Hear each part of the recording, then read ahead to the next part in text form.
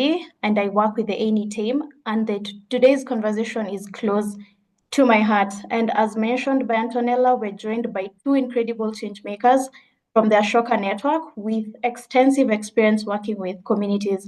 And that is Tony Joy, who is the founder of Durian and Green Fellowship, a venture empowering people in rural communities to use local resources and farm waste for livelihood, as well as Tantoh, Farmer Tantoh, who is the founder of the Farmer Tantoh Foundation in Cameroon that promotes citizen-led movement to maintain water catchment areas and soil protection in the rural and urban areas. Fun fact, Farmer Tantoh was part of the Local Innovators Program in 2023, and I had the pleasure of being the facilitator for his team. So it's great to see you again, Tantoh. I know you're going to be inspired by the stories and the insights they'll share. So let's jump right in. So we'll have a few questions that are going to engage in. And also to the audience, feel free to use the chat to share your thoughts, your reflections, your questions as we go along. We'll also have some time at the end for Q&A. So don't hold back. Keep your questions coming throughout the session, right? If you're still yet to join the Spanish room, please feel free to also use the chat to request for assistance, and you'll be assisted with that. Right, Tantoh, Joy, hello. How do you Hi. do? I'm doing great. Hi, Cindy. Hi, Joy. Hi, everyone. It's good to see you again. Nice to see you. I missed the background. It's been a minute. Hi, Cynthia. Hi, Farmer Tantoh. Good to be here. Hi, everyone. It's good to be here. I hope you can hear me well, though. Yes, we can get you loud and clear. So for the rest, remember, feel free to use the chat for any questions, any comments, any reflections. We're going to pick that as we go on. Right, so as we speak about engaging the community, we're curious to hear from Tantoh and Tony. How can we incorporate the voice of the community from the beginning rather than only at the end as validation? So how can we incorporate the voice of the community from the beginning rather than only at the end as validation? I think, Joy, perhaps you can start us off and then we can hear from Tantoh after. Thank you very much for the question and thanks for the opportunity. Just listening in, I see that almost everyone here are all social innovators and we're trying to solve problems. And so I'm just going to pretty much share from my experience working in the community. I work within Nigeria, especially within Ondo State, if you know Nigeria. And one of the things that I've seen that is helpful for community engagement and carrying communities along from the beginning is going to where the problem is. So, you cannot solve a problem without going to where the problem is, and which means that we go into the communities, understand the problem, speak with the people within the communities, validate if the problem is original. Like, sometimes we sit on our desk and we feel like, oh, there's poverty in so and so part of the world, and so the solution will be this. And sometimes, yeah, statistics work, but the real reflection of a problem is when you have a one-on-one engagement with the people that are facing the problem, right? And so that's like the first thing is go closer to the problem, so that you know that there's a human touch to the problem. Once you realize there's a human touch to the problem, it means that we can then start engaging with the people in the community. And that's the first bit, because if you're far away from the problem, sometimes it's difficult to carry them along. But the closer you are, the faster you start seeing the realities, and then you carry people along. And what that would do then is, which brings me to the second point, that would allow for one to start co-creating. So co-creating with the people in the community, because you can see the realities and then you've validated the problem. You've sought to understand the needs of the community. And then because we can see each other, we can then ask ourselves critical questions. We do to solve whatever platform. From the very beginning, there is an erroneous belief that states that people in communities do not have anything to offer. It's not true. So for us to be able to engage communities, we have to start, we need to change that reality, change that thought pattern. Everyone has something to offer. So it means that even the indigenous knowledges or the indigenous thought process of people in community is very, very important. And you cannot throw that away in trying to understand people in the community. So it's more or less saying that seek to listen or seek to understand the people, understand that they already have solutions. And then from the point of their own proposal, they will come up with ideas, they will come up with things that they think would work for them. From that space, then we can then start co-creating. And so those are three important things I think that are very helpful in carrying communities along from the very beginning. Go closer to the problem, co-create with the people in the community, work with the indigenous solutions. Start from there, if possible, or integrate it from the beginning, if possible. Thank you. I'll hand it over to Tantoh. Thank you. Thank you so much, Joy, for your reflections. I think we can also hear from you, Tantoh. Okay, thank you so much. Hi, everyone. So my name is Farmer Tantoh. I'm a grassroots environmental activist from Cameroon, farmer, social entrepreneur. So working with communities for over these years, has made me to understand that when you want to work with any community, you need to first of all allow the community to identify their own problems. And then when they do that, you need to hear from them what they want and how they want to go about solving their problems.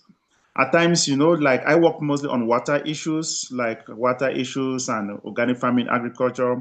So I need to work to ask the age groups, from little children, right to the old people, because most of the time, little children are the ones that fetch water and all the like. So when you start to hear from the little children who are like 3, 4, 5 years, they are so smart. They have very smart ideas that they can give you and they can bring to the table that will help solve the problems even more than the elderly people. So from the little children, when you start asking them a lot of questions, they will give you a lot of solutions, and then when you go to the eldest people, because statistics have shown that once you are a very old person, even if you have never been to school or not, you have some wisdom that even those who have PhDs, they can never get that kind of wisdom.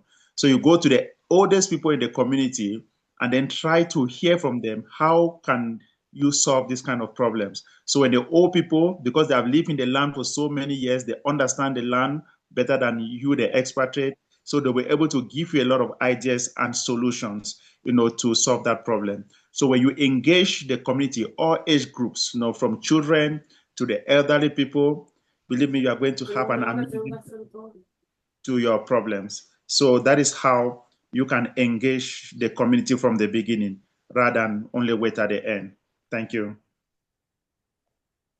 Right. Thank you. Thank you, Tantoh. Thank you, Tony. I appreciate that both of you have emphasized on listening deeply and also co-creating with the people. And I like what you've said, that everyone has something to offer, and that includes even the children, right? That's a really powerful thing. Let's keep the questions coming on the chat as we listen to the conversation and also your reflections. And to build on that, we'll go to the next question, which is what best practices do you recommend for working with communities in a genuine way? What best practices do you recommend for working with communities in a genuine way? Tantoh, we can begin with you this time. Yeah, so one of my best practices of working with a community in a genuine way is teamwork.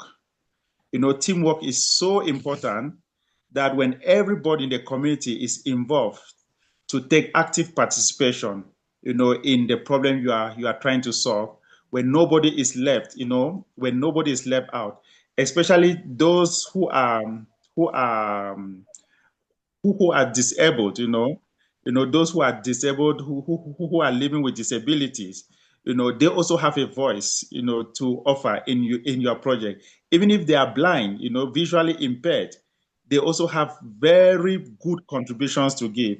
So when you engage everybody so that everybody feel belonging, no matter who you are, no matter your background, no matter your disability, once everybody feels involved as a team, you are going to succeed in your community project. Thank you. Thank you, Tantoh. How about you, Tony? I absolutely agree with what Tantoh just said. I'm just also going to add that it's important to listen to understand.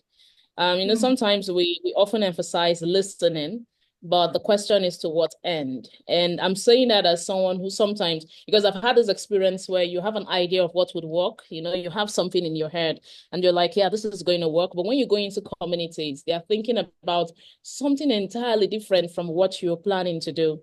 And so if we don't listen to understand and we just listen for listening's sake, then the project is still going to fail.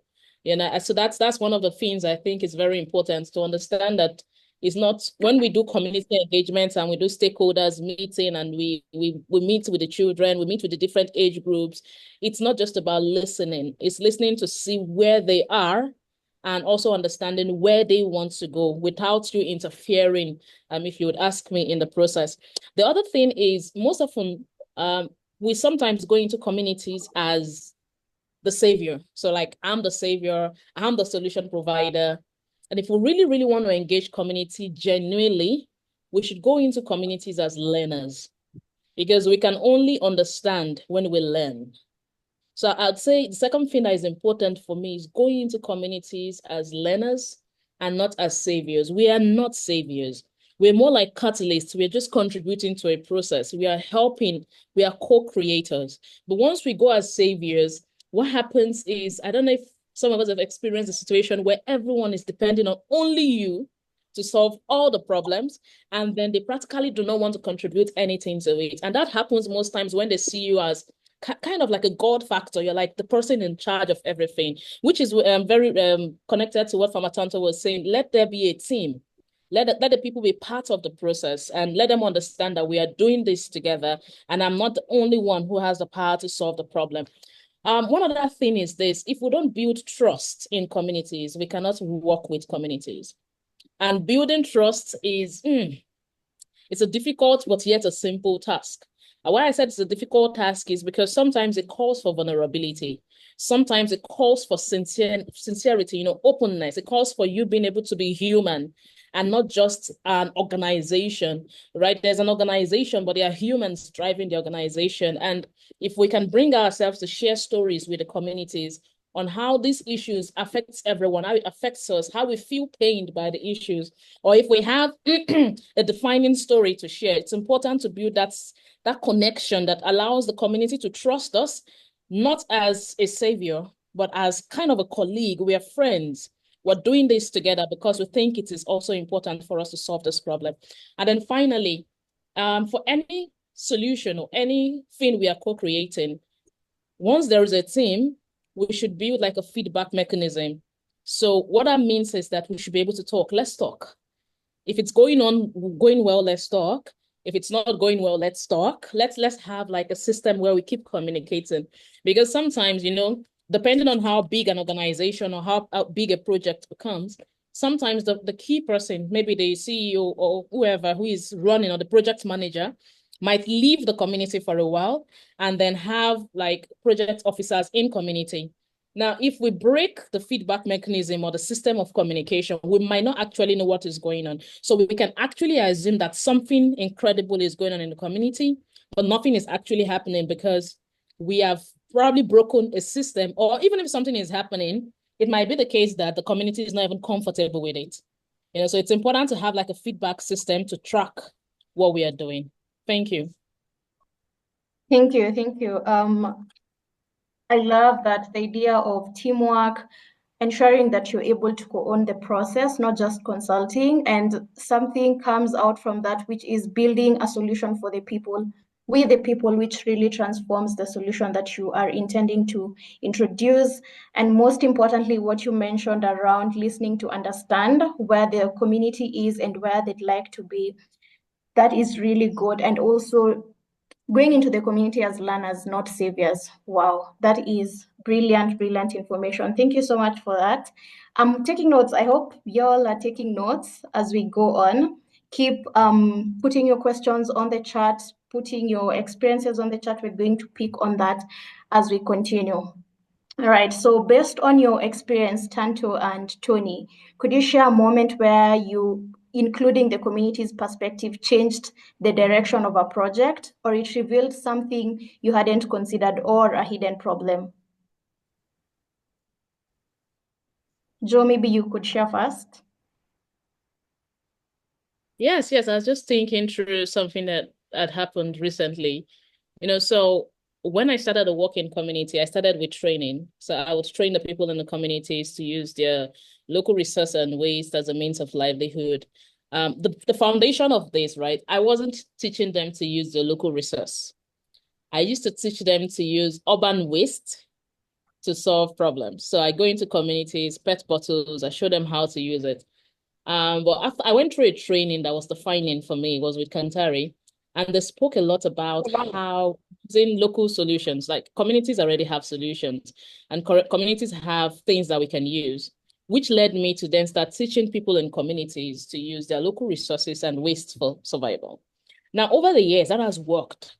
Right, that has worked. We have cooperatives, we have people that are doing different products, be it skincare products, bamboo craft, they're happily doing that. But COVID then hits. Then, when COVID started, people's mind shifted from learning to earning. They wanted to just make money. And because the prices of things went up, people were struggling for survival and all of that. And we were still passionate about just training and let's get knowledge into people. We know if they get it because we know they wanted it and they requested for it. But we needed to pay very close attention at that point to understand that there was already a shift going on. There was a shift from I want knowledge to I want a means of getting income faster than what it used to be.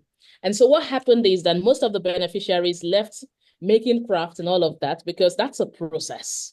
They left that, some of them, not a good number of them, but some of them left it and they said, okay, let's go start businesses. And it was at that point not immediately after COVID. We're still trying to understand the situation.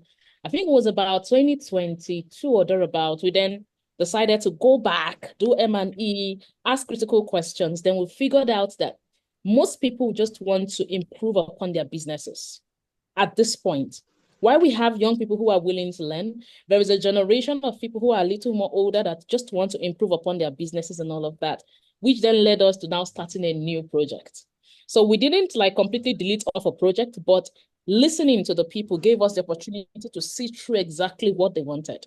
We asked them the right question. What do you want? And they told us, help us grow our businesses, give us the knowledge and skills that we need to grow our businesses, give us access to funds. We are not a bank, obviously, but they're saying, we know you can find access to this thing. So find it for us and bring it closer to us. Let us invest it in our businesses to grow. So what we then did was we created a program we've called Itaja. Itaja is business support for rural women. And what we do is train them and also provide them with revolving fund. Small scale fund as little in the Naira, as little as 50,000 to 100,000, just to support their businesses. What we have seen happen since then has been massive. It's like saying just one project that was brought up by the experiences of the people that has led to complete community transformation. Now you have business clusters. Now they are taking their products outside. So you see, what we started before, you see the whole thing we started around training people to use their local resource is now more viable because now they are working as business clusters. They're not just working as individuals. It came from just sharing experiences and then adding on their own businesses. If we were not listening to the people, we probably would just be doing trainings and we see that people are not coming for the trainings because it got to a point people didn't really want to sit and they just wanted to make some money. And so that's the importance of listening to people. Our journey has been all about people. So from when we started with urban waste to the rural waste to now having integrated projects and all of that, it's been all about people. Thank you. Interesting. I must commend you for the agility and flexibility that you demonstrated in that. That is very interesting. I think we can also hear from you, Tantoh. Yeah, thank you so much. I came up with this model, which I am succeeding with it very well to work with grassroots communities. I have a principle that once a community is in need to solve a problem, if they call me more than 7 times, I have to attend, then that's when I can attend to it. I'll know that it's really a serious problem and I need to attend to this village.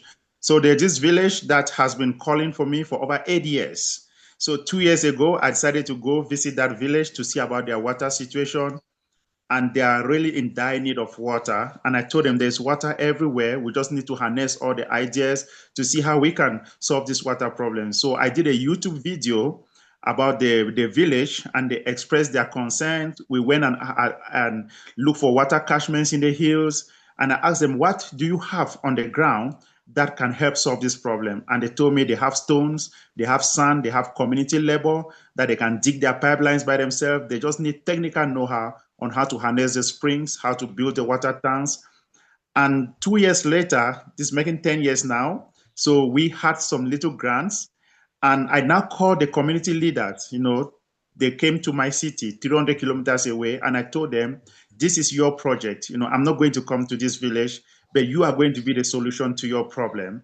So the community leader, I had to buy him a cell phone so that he can be communicating with me. That's his first time using a kind of good Android cell phone. And secondly, I also had to to get my technicians to send them to the field. And now they have done a very good water system. They have built a tank of 20,000 liters. They are channeling their pipelines by themselves. I've not been to this village to see how far they have gone. And they are giving me feedbacks, through the phone. And I send them money to get some materials. And this is one of the best way, to solve community problems. Let the village, the villagers, the community take their problems into their hands and be the solution into their problems. And you just only be at the back like a catalyst to give them that push. So that's how I've succeeded, in this model. And now, after the water project, we are now going to start a environmental project to plant trees, lawns, and flowers in that community.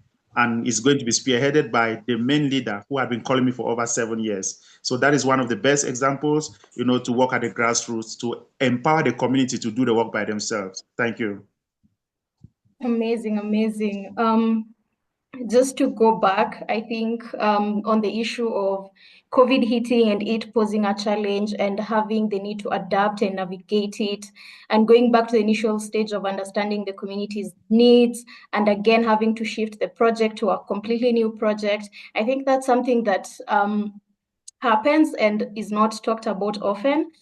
Sometimes you can design a project and then as you continue with it, you are hit by a certain challenge and you need to go back to the books and start again afresh. And most often you'll find that the solution you end up with the second time is way better than the first one, just like it did for Tony. Thank you so much. And also, I think Tantoh reminds us about working with people and how different people are, but all in all, they're all very resourceful. So it's important to be a catalyst to give the community the push for change. Thank you so much for that. And as we all know, of course, not every project goes smoothly. And as we do that, sometimes we have to learn the hard way. And so looking back, Tantoh and Tony, what lessons did you take from projects where the community's voice wasn't included, and what should you do differently now? Tantoh, I think, would you like to begin? Okay, so the lessons I take from communities is that first, you don't judge the community. You don't judge them, Like I always say, never you judge the book by its cover. You don't impose to them. Don't impose to them. So, and then once you don't judge and you don't impose to them, then you see. So something I would like to do differently, in these communities is first of all to harness, the indigenous knowledge. The indigenous knowledge is always very important. I remember my colleague Tony mentioned about indigenous knowledge. When you harness the indigenous knowledge from them and then you bring forward your own ideas and solutions together, I think you're going to make a great difference. So recently, I'm delighted to inform you that I recently emerged first winner in the Edna Prize in Qatar, and the goal was using indigenous knowledge, in preserving water resources. Because before we get into modern science, thousands of years ago, people have been using indigenous knowledge in preserving their water resources. So it was so amazing that I emerged first winner in the Edna Prize out of 400 nominations because of indigenous knowledge. So there are a lot of people in their communities. When you don't judge them, they'll be able to open up to you and they will share a lot of indigenous knowledge that can now help you to bring in your own inputs. And then from there, you'll make a great change in your community. Thank you, Tantoh. Perhaps you can share with us, what do we mean by indigenous knowledge? So indigenous knowledge is knowledge that you can never learn, even if you get to PhD, you can never learn in the classroom. It's knowledge of the people. It's knowledge that is handed down from generation to generation. So that's what we call indigenous knowledge. Like I said, when you live in a land for so many years, the land becomes your teacher. Nature becomes your teacher. And even if you have never been to the four walls of a secondary school, just living in the land, you can be a resource person to somebody who is doing his thesis on PhD because you have that indigenous knowledge. Okay, thank you so much, Tantoh. Over to you, Tony. Perhaps what projects did you start or did you participate in that you did not include the voice of the community, and what would you do differently now? Absolutely. We have a cluster of farmers who plant cassava, and we're really passionate about organic farming. We want people to really to still what we're passionate about on our agri project. So we want people to take chemicals away and then work with nature. Nature has a way of taking care of itself. So let's understand nature. That was what we were pushing for. And so we had this cluster of farmers that we brought together and we told them, see, let's stay away from chemicals. We're going to show you. We did a training. We invested, in it. We did a training, showed them how to do 1 meter by 1 meter, all the things they need to know about care and, the right time to weed and all of that. And after the training, they said yes. 3 months down the line, they went back to chemicals. And what happened? There was a point, there was something we missed. We didn't listen. And then that's why I keep emphasizing the need to listen. We didn't listen. There was something they needed to tell us about planting. And that was this. If they're planting on a space, so let's say they are planting on 2 plots, it's easier for them to say, let us go organic because they can weed and they can get people to weed. But then if you're planting on 1 acre, 2 acres, and you do not have a mini tool or any form of mechanization to help you with weeding, then it becomes difficult to stick to organic farming. That was something we didn't listen to. And so that led to the failure of the project. We did training, they loved it and all of that, invested, but that didn't work, right? And what we have learned right now, which is what we are doing right now. So we have within our work, the Center for Rural Research and Innovation. And so we are coming up with low-cost technology. You cannot tell people to stop something without giving them an alternative. That is the lesson I learned. You cannot say, oh, stop felling trees, and then they don't have a means of livelihood. And then you're not giving them another means of livelihood. You cannot say, oh, stop doing this practice, and then you're not giving them an alternative that helps it or makes it easier for them. Because if we say stop using chemicals to weed, then it means that we have to create a weeder that is low cost, but can serve the farmers, which is where we are right now.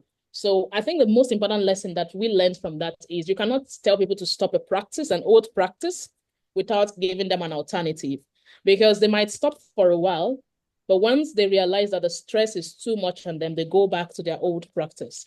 That's the first. And the second thing that has taught us also is that change takes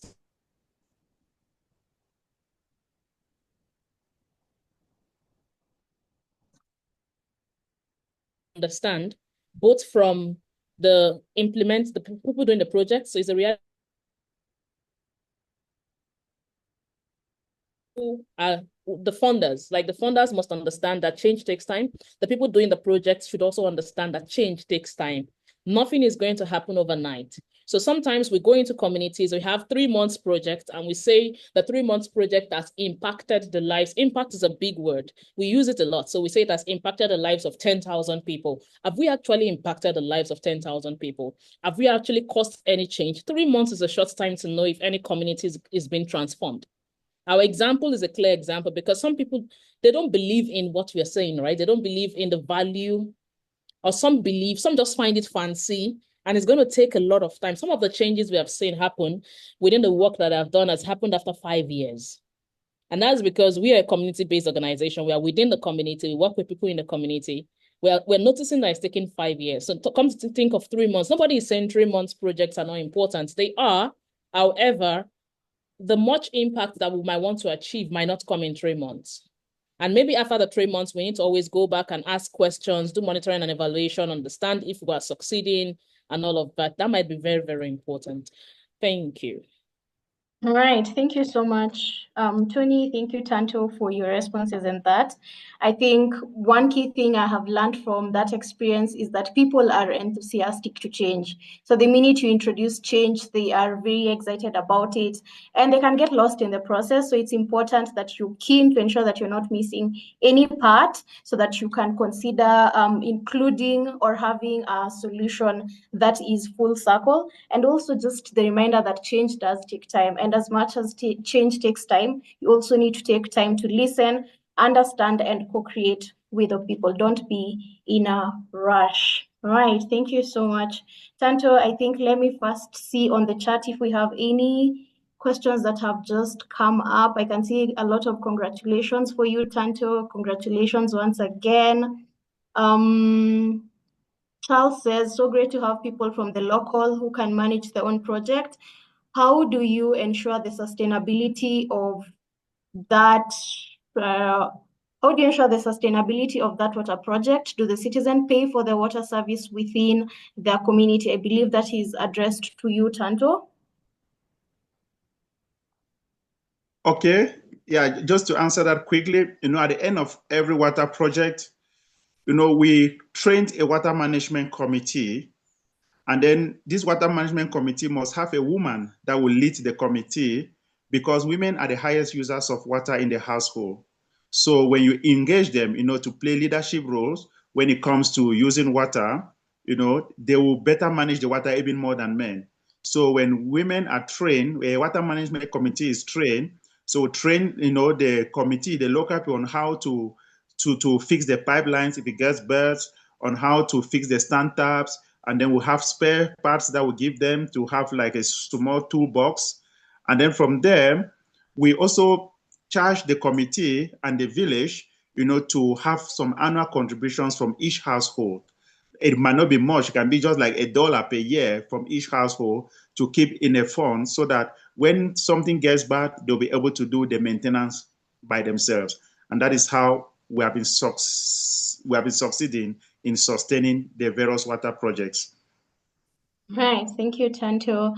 We have another question from Emmanuel. How does the policy and governance affect our ideas and even become a real challenge as we try to make an impact? He's talking about how policy and governance affects solutions and how that can pose a challenge as they come up with ideas. I think, Tony, I can see you're nodding. Perhaps you can share your experience with us on that.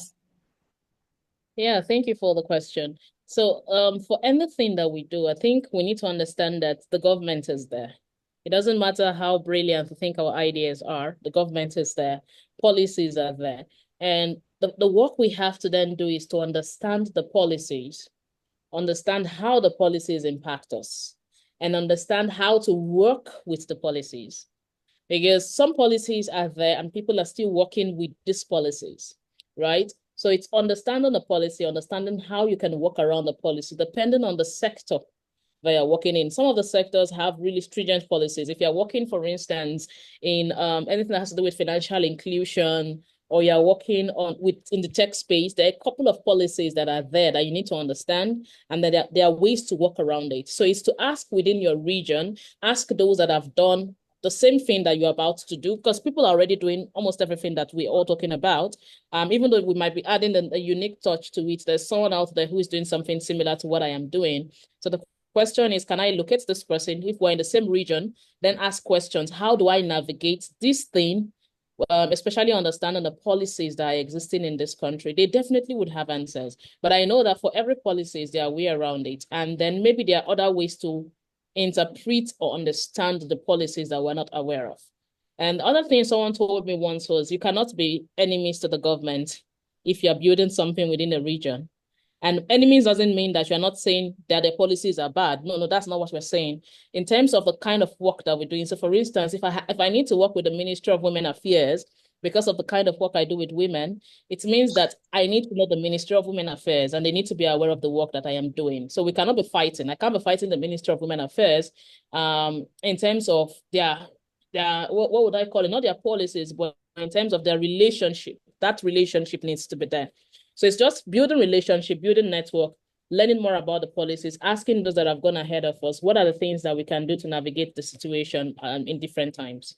That works. Thank you. Thank you so much, Tony, for your response.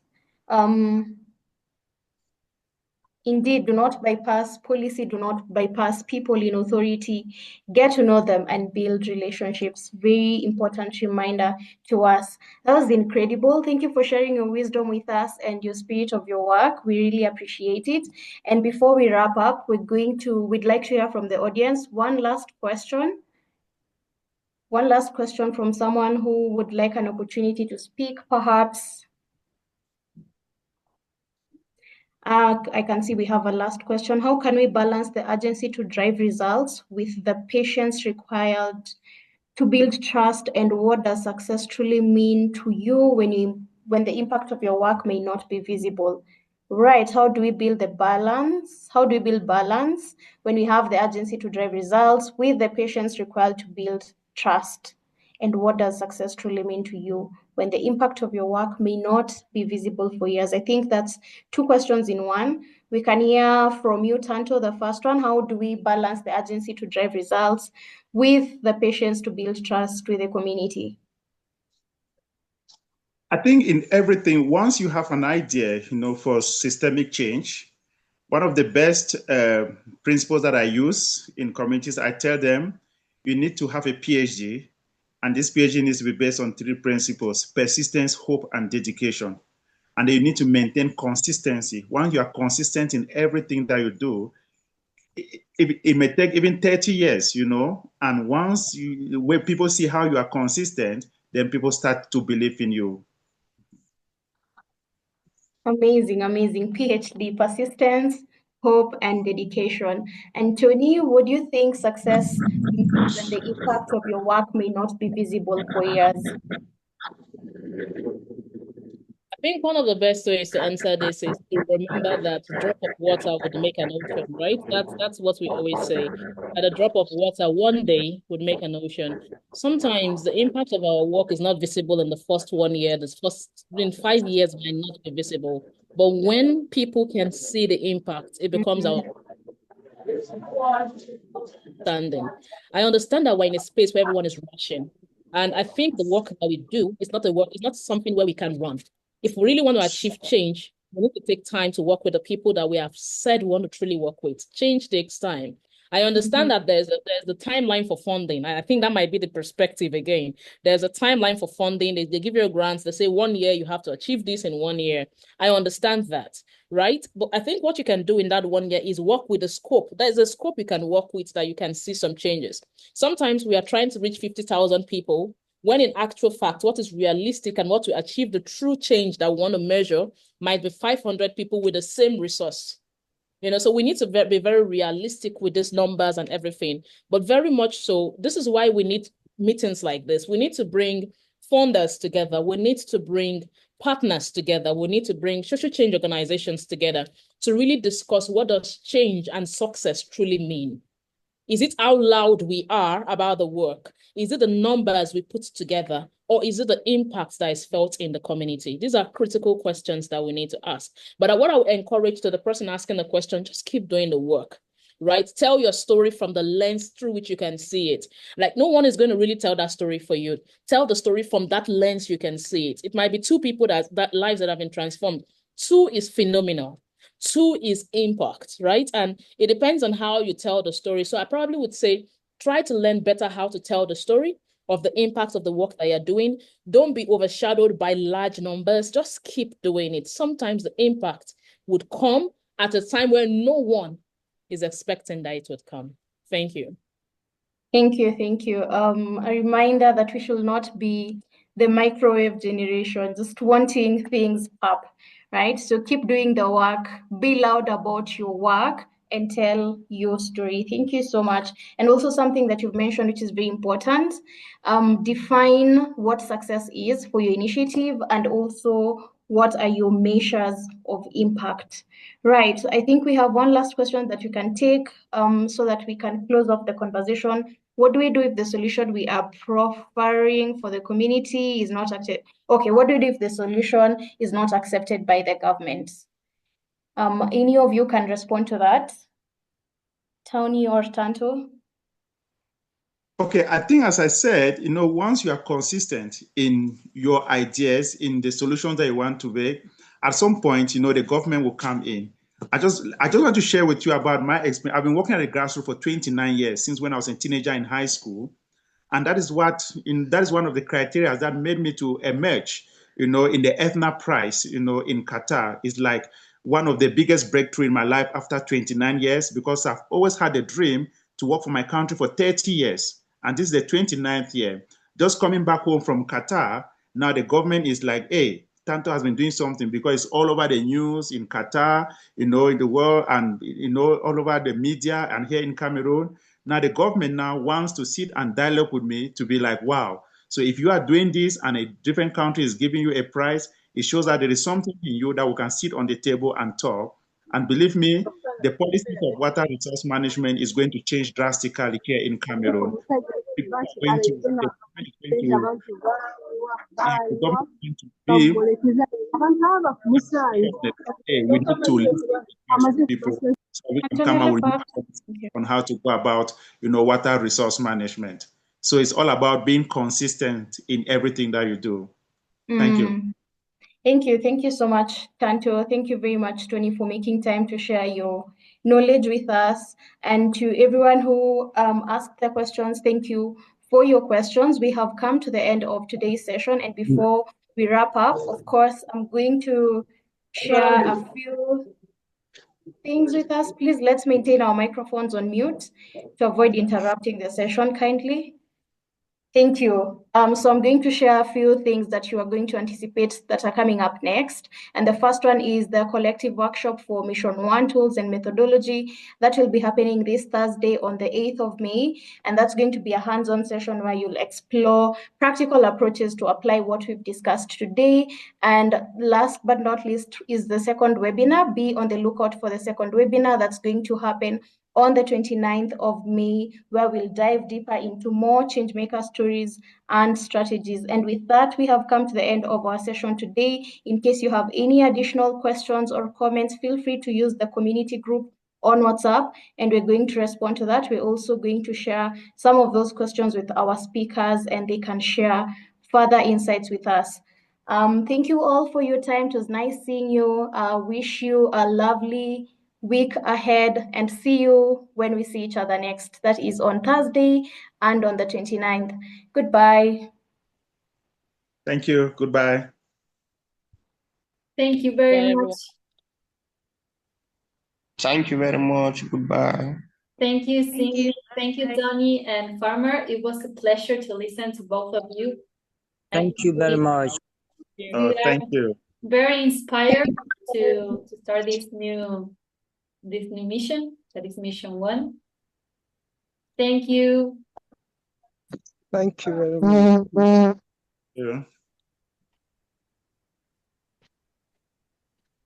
Bye. Thank you, Bye. everyone. Thank you, everyone. Bye.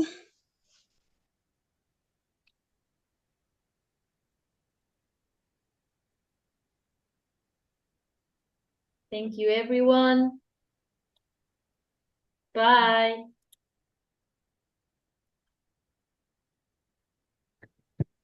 Bye. Bye. Nice to see you, Rose. Nice to see you too.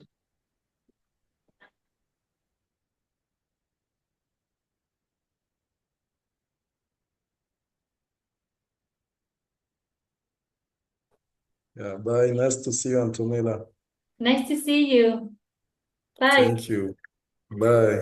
See you on the Yeah. next webinars. Yes, yes. Yeah. Yeah.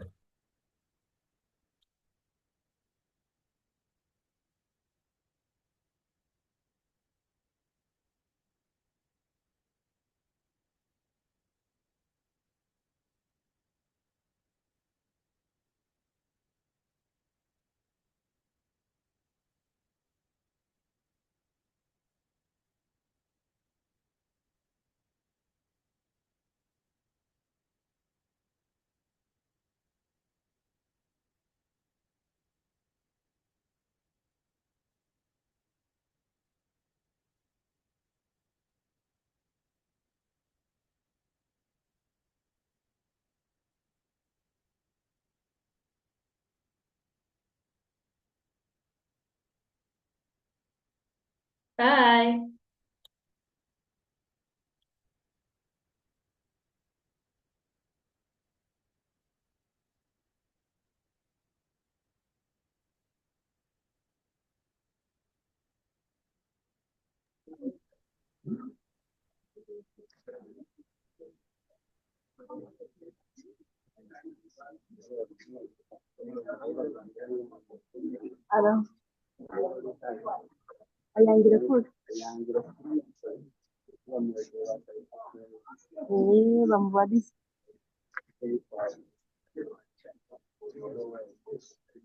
Chao, gracias. Gracias por sumarte. See you on the next webinars. See you on the collective workshop on Thursday. Thank you.